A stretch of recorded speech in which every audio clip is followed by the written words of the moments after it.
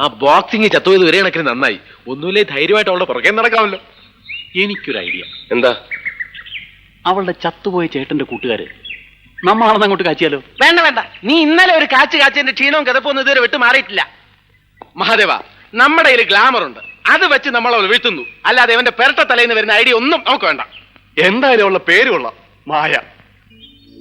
മായ മായാ മഹാദേവൻ. എന്താ എന്താ എന്താ?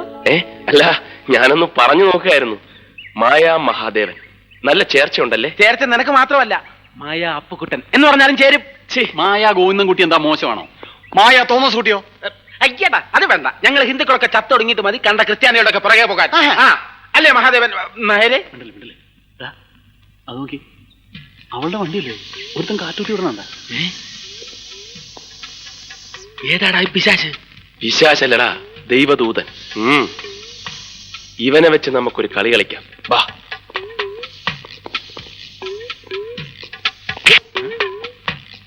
എന്താ? കാറ്റ് കുത്തിവിടുന്നത് ചേട്ടന്റെ ഒരു ഹോബിയാണല്ലേ? അത് ചോദിക്കാൻ നീ ആരടാ? എടാ പന്നി, തെണ്ടിത്തരം കാണിച്ചിട്ട് ഇന്ന് ഷൈൻ ചെയ്യുന്നു.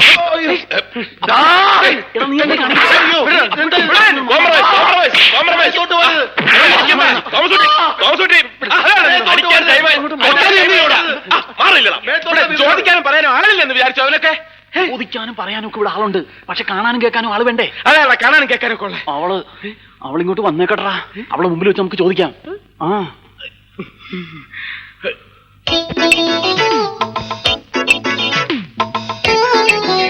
വരുന്നുണ്ട്. ഇനി തുടങ്ങിക്കോ, ഇനി തുടങ്ങിക്കോ. ഇങ്ങനെ എടുക്ക, ഞാൻ തന്നെ തുടങ്ങി. നീ കാറ്റ് കുത്തി വിടുവല്ലേടാ? ഞങ്ങളൊക്കെ ഇങ്ങോട്ടുണ്ട്, ഞാനിത് ഒരേ അടിച്ചിട്ടില്ല. ഇങ്ങോട്ടാ, രണ്ട് വീട്ടിലും കാറ്റ് ഊതി നിറച്ചിട്ട് നീ മതി. അവനെ ഊതടാ, നീ ഊതാനല്ലേ പറഞ്ഞത്? കാണാൻ കൊള്ളാവുന്ന പെൺകുട്ടികൾ വണ്ടി കൊണ്ടുവന്ന് വെക്കുമ്പം അതിന്റെ കാറ്റ് തുറന്നു വിടുന്നത് ഇവന്റെയൊക്കെ സ്ഥിരം തൊഴിലാ. ഞാൻ ഊതടാ, ഊതിക്കടാ. തിരിഞ്ഞു നോക്കാണ്ട് ഊതടാ നീ. ഇയാള് വണ്ടിയുടെ കാറ്റൂരി വിട്ടു, ഞങ്ങള് കണ്ടില്ലായിരുന്നെങ്കിൽ. ഒന്ന് മാറിയെന്നേ, കുട്ടി ആളെ ഒന്ന് കാണട്ടെ. അപ്പൊ ഇതാരുടെ വണ്ടി?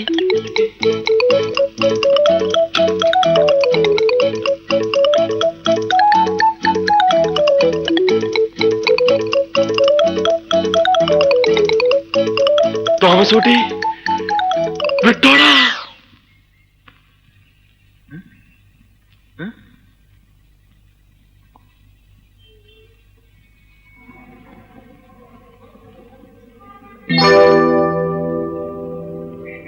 ചെല്ലട്ടെ. നിക്ക്, നീ പോയിട്ട് എന്താ ചെയ്യാൻ പോണത്? അത് ആളെ കറക്കി കൊണ്ടുവരുമ്പോ കണ്ടാ മതി. ഐഡിയ എന്താണെന്ന് പറഞ്ഞിട്ട് പോടാ. അതെ, വ്യക്തമായിട്ട് പ്ലാൻ എന്താണെന്ന് പറഞ്ഞിട്ട് പോയാ മതി. ഇനി വന്നേ. പറഞ്ഞേ. ആദ്യം ഞാൻ നേരെ ചെല്ലുന്നു. അയാളുടെ ദേഹത്ത് പതുക്കെ ഒന്ന് മുട്ടിയിട്ട് അറിയാതെ പറ്റിയ പോലെ സോറി എന്ന് പറയുന്നു. ഓക്കെ. എന്നിട്ട് മുഖം ഒന്ന് ഉയർത്തി സേതുമാധവന്റെ മുത്തച്ഛനല്ലേ എന്ന് ഒറ്റ ചോദ്യം. ആ ചോദ്യത്തിൽ അയാൾ വീഴുന്നു. ഇവൻ പോയാ വീഴൂ? ഞാൻ വീഴ്ത്തും. ഓക്കെ, നീ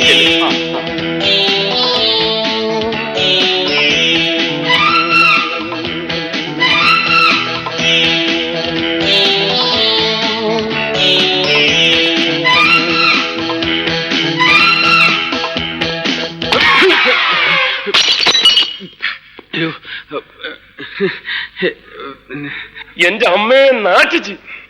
ഇന്നെന്താണത്? ഞാൻ മുത്തച്ഛന്റെ കൂട്ട്, ഞാൻ മാത്രമല്ല അവരെല്ലാവരും അവര് തട്ടണമെന്ന് പറഞ്ഞു. ഞാൻ ഇങ്ങനെ ആരും മുട്ടാറില്ല, അതുകൊണ്ട് സോറി. നിനക്ക് ഇത്ര വലിയ കണ്ണുണ്ടല്ലോ, മത്തയ്ക്ക പോലെ. സോറി. എന്തത് സോറി? മനുഷ്യന്റെ ദേഹത്ത് വന്ന് ഇടിച്ചിട്ടാണോ സോറി പറയുന്നത്? സോറി പറഞ്ഞില്ലേ? 75 രൂപയുടെ മരുന്നായത്. എന്താ പറയാ?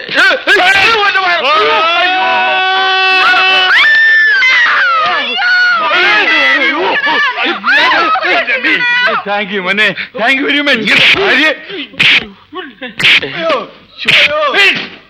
താമസോട്ടെ വിട്ടോളാ.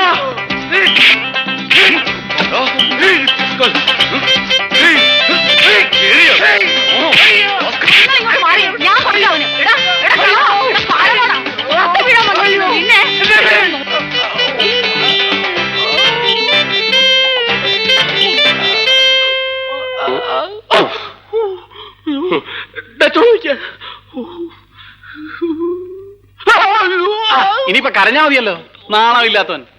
അയാളെ വീഴ്ത്താൻ ഞാൻ പോയാലേ ശരിയാവുള്ളൂ, വേറെ ആരും പോവണ്ട. എന്തൊരു ബഹളമായിരുന്നു. ഇപ്പൊ എന്തായടാ? അയാളെയും വീഴ്ത്തി, വഴിയെ പോയവരെയും വീഴ്ത്തി, നീയും വീണ് വയറും കയറിയപ്പോ സമാധാനമായല്ലോ. ചുമ്മാ ഇരിയടാ. ഡേ അപ്പുക്കുട്ട, ചോരയാണ് കണ്ടിരിക്കുന്നത്. അവളെ നിനക്ക് തന്നെ കിട്ടുന്ന ലക്ഷണമാണ്. എങ്കി ചില്ല് വയറ്റത്തല്ല, എന്റെ ചങ്കി കയറിയാലും ഞാൻ സഹിക്കും.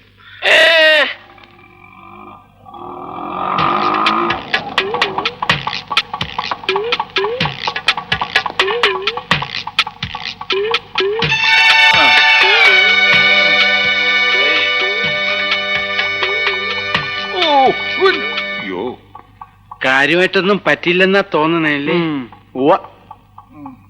എന്റെ ദൈവമേ, എന്താ ഇത്? എന്താ പറ്റിയത്?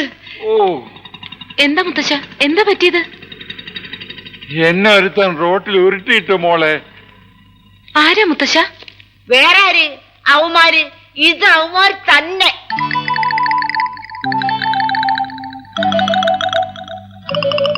ഞാനെന്ന് പറഞ്ഞപ്പോഴേ നിങ്ങൾ എന്താ പറഞ്ഞത്? തോന്നിയതാണെന്ന്. നിങ്ങൾക്ക് ഇത് തന്നെ കിട്ടണം. മുത്തശ്ശൻ ആളെ കണ്ടാലറിയോ? അറിയുമെന്നോ? അവനെ ഇനി എവിടെ കണ്ടാലും ഞാൻ കൊല്ലും. വെറുതെ. അന്ന് വന്നവന്മാരെയൊക്കെ കണ്ടാലേ എനിക്കും അറിയാം. എന്നെ മാത്രല്ല, നിങ്ങളെ രണ്ടുപേരെയും അറിയാവുന്ന. ആ, വരും. അവന്മാര് ഇനിയും വരും. ഇനി വന്നാ ഞാൻ വെട്ടി തുണ്ടൻ തുണ്ടാക്കി ഈ മിറ്റത്തിടും. നോക്കിക്കോ. നിങ്ങൾ വന്നേ. അതെ, നിങ്ങളെ 3 വരെ അവർ മനസ്സിലാക്കിയ സ്ഥിതിക്ക് ഇനി ഒറ്റ മാർഗ്ഗമേ ഉള്ളൂ. എന്താ? നിങ്ങൾ അവളെ അങ്ങോട്ട് മറന്നേക്കണം.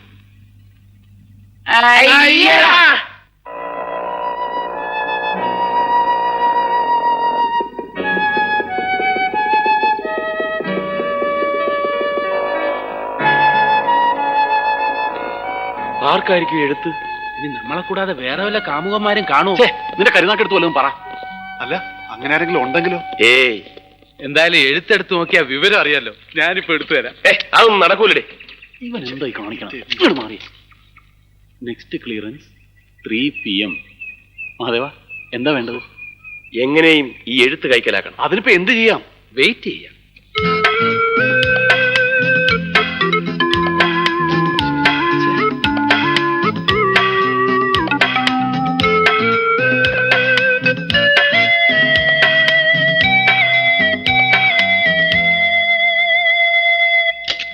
പോസ്റ്റ്മാൻ, അതെ, ഞങ്ങൾ ഒരു എഴുത്ത് അറിയാതെ തെറ്റി ഇതിനകത്ത് കൊണ്ട് ഇട്ടുപോയി. ഇതങ്ങ് കൈവച്ചിട്ട് അതങ്ങ് ഒന്ന് എടുത്ത് തന്നില്ലേ കുഴപ്പം. പ്ലീസ്, അത് പിന്നെ പ്ലീസ്. ഇത് പോയിക്കേ. ആ, പോരെ. ദേ, ഇത് മതിയോ നോക്കി? പോരാന്ന്.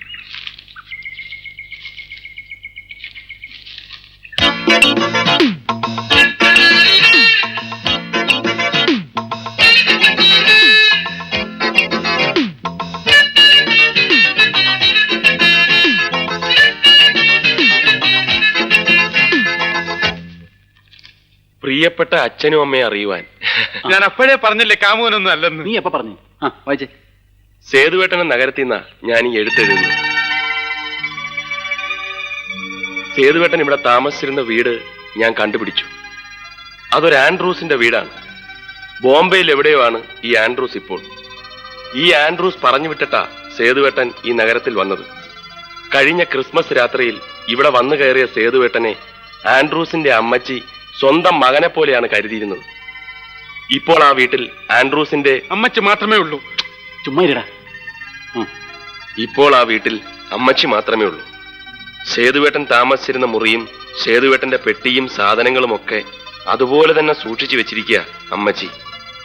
ഈ അമ്മച്ചി വഴി സേതുവേട്ടന്റെ ഇവിടുള്ള കൂട്ടുകാരെയൊക്കെ കണ്ടെത്താനുള്ള ശ്രമത്തിലാണ് ഞാനിപ്പോ.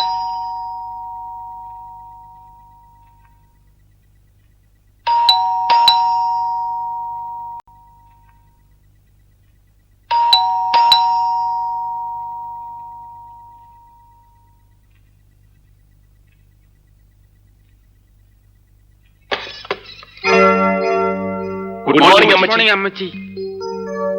ആരാ? മരിച്ചുപോയ സേതുമാധവന്റെ കൂട്ടുകാരാ. ഞാൻ മഹാദേവൻ, ഇത് അപ്പക്കുട്ടൻ, ഇവൻ ഗോവിന്ദൻകുട്ടി, അത് തോമസ് കുട്ടി. നിങ്ങളെ ആരെയും ഇതിനു മുമ്പ് ഞാനിവിടെ കണ്ടിട്ടില്ലല്ലോ. ഇങ്ങനെ ഫ്രണ്ട്സ് ഉള്ളതായിട്ട് സേതു പറഞ്ഞിട്ടുമില്ല. അയ്യോ സത്യമായിട്ട് ഞങ്ങൾ സേതുവിന്റെ കൂട്ടുകാരാ, ക്ലോസ് ഫ്രണ്ട്സ്. അല്ലാതെ ഇങ്ങോട്ട് വാ. അമ്മച്ചി ഞങ്ങളെ പറ്റി ഒന്നും അമ്മച്ചിയോട് പറഞ്ഞു കാണില്ല, പക്ഷെ അമ്മച്ചിയെ കുറിച്ചെല്ലാം ഞങ്ങളോട് പറഞ്ഞിട്ടുണ്ട്. കഴിഞ്ഞ ക്രിസ്മസ് രാത്രിയല്ലേ സേതു ഇവിടെ വന്ന് കയറിയത്, അതുമുതൽ എല്ലാം അവൻ ഞങ്ങളോട് പറഞ്ഞിട്ടുണ്ട്. ആൻഡ്രൂസ് പറഞ്ഞു വിട്ടിട്ടാണ് സേതു ബോംബെയിൽ നിന്ന് ഇങ്ങോട്ട് വന്നത് എന്നവൻ പറഞ്ഞിട്ടുണ്ട്. വന്ന് കയറി അന്ന് മുതൽ അവനെ സ്വന്തം മകനെ പോലെയാണ് അമ്മച്ചി കരുതിയിട്ടുള്ളതെന്ന് ഞങ്ങളോടും പറഞ്ഞിട്ടുണ്ട്. ഇതൊന്നുമല്ല, മരിച്ചേ പിന്നെ അവന്റെ മുറിയും അവന്റെ സാധനങ്ങളും അമ്മച്ചി അതേപടി സൂക്ഷിക്കുകയാണെന്ന് വരെ അവൻ പറഞ്ഞിട്ടുണ്ട്. ഓ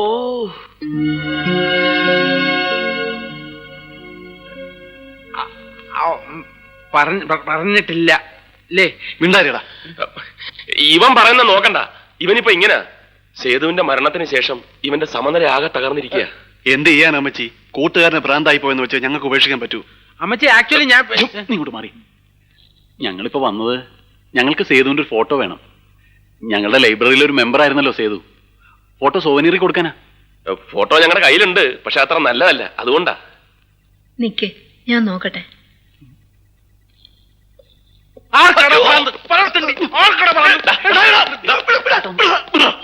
വായി തോന്നിയൊക്കെ വിളിച്ചു പറഞ്ഞിട്ട് അവന്റെ കഴുത്തേക്കാരി പിടിച്ചാൽ മതിയല്ലോ. നീ മാറി. അമ്മച്ചി അമ്മച്ചി അമ്മച്ചി. ദാ, ആ, നിങ്ങളുടെയൊക്കെ വീട് എവിടെയാ? ഞങ്ങൾ ഇവിടെയൊക്കെ തന്നെ ഉള്ളവരാ. പിന്നെ ഏറ്റവും അടുത്തത് എന്റെ വീടാ. ദേ ഈ അഡ്രസ്സിൽ അന്വേഷിച്ചാൽ മതി. ഞങ്ങൾ ആരെങ്കിലും ഒക്കെ ആയിട്ട് എപ്പോഴും അവിടെ തന്നെ ഉണ്ടാവും. ആരെങ്കിലും അഡ്രസ്സ് ചോദിച്ചു വന്നാലും കൊടുക്കാൻ മടിക്കണ്ട. സേതുവിനെ പോലെയും ആൻഡ്രൂസിനെ പോലെയൊക്കെ കരുതിയാൽ മതി ഞങ്ങളെയും, അല്ലേ? അതെ. ഇങ്ങനെ